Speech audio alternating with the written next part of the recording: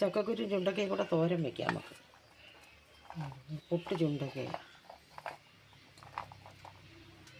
10-15 ചക്കക്കുരു രണ്ട് ചുരണ്ടി എടുത്തിട്ടുണ്ട്. അതിൻ്റെ ഈ കറുത്ത തൊലി കളയാത്തേ നല്ലത്, നല്ല ഗുണമുള്ളതാണ് അത്. അതും ഈ ചുണ്ടക്കയും കൂടെ തോരൻ വയ്ക്കാൻ പോവാം.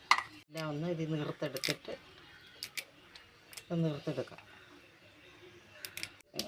അടത്തിയെടുത്ത് ഇതൊന്ന് ഇതുപോലെ ഒന്ന് ചതച്ച് വെള്ളത്തിലോട്ടിടണം. ഇതിൻ്റെ വാലും ഇതൊക്കെ വെള്ളത്തിയിട്ട് കഴുകി അങ്ങ് കളയാം.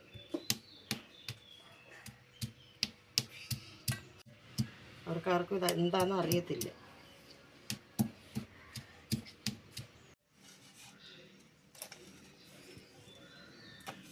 ഇതെല്ലാം ഇതുപോലെ ചതയ്ക്കാം.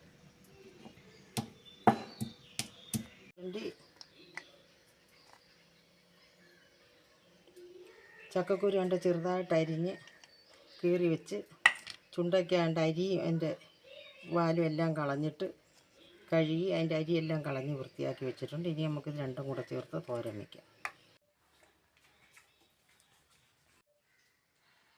എല്ലാം കൂടെ ചീനച്ചട്ടിയിലെടുത്തിട്ടുണ്ട്. ഇനി ഇതിലേക്ക് കുറച്ച് മഞ്ഞൾപ്പൊടി, ഉപ്പ്, ആവശ്യത്തിന് വെള്ളം എല്ലാം കൂടെ ചേർത്ത് അടുപ്പ് വയ്ക്കാം. ചെറിയ വേവായതുകൊണ്ട് ഒന്നിച്ച് വെച്ചാൽ മതി, രണ്ടായിട്ടൊന്നും വയ്ക്കണ്ട, ഒരുമിച്ച് വയ്ക്കാം. ഇനി ഇത് ചേർക്കാൻ തേങ്ങ, പച്ചമുളക്, എരിയുള്ളതായതുകൊണ്ട് 2 മതി, വെളുത്തുള്ളി, ജീരകം, കറിവേപ്പില ഇതെല്ലാം കൂടെ ചതച്ച് അത് വേവുമ്പം അതിലേക്കിടാം. പകുതി വേവായിട്ടുണ്ട്. ഇനി അരപ്പിടാം. ചതച്ച് വെച്ചേക്കുന്ന അരപ്പ്, വെളുത്തുള്ളി, ജീരകവും പച്ചമുളകും എല്ലാം കൂടെ ചതച്ച് വെച്ചത് ഇടാം. ഇട്ടിട്ട് എല്ലാം കൂടെ ഇളക്കി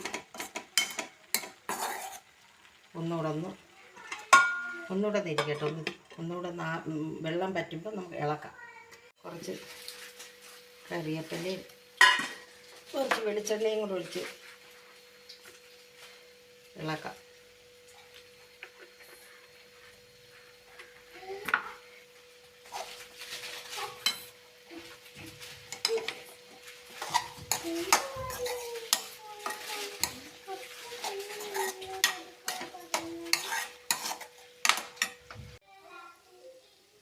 അങ്ങനെ നമ്മുടെ ചുണ്ടക്കയും ചക്കക്കുരുവും കൂടെ തോരൻ വെച്ചത് റെഡിയായി.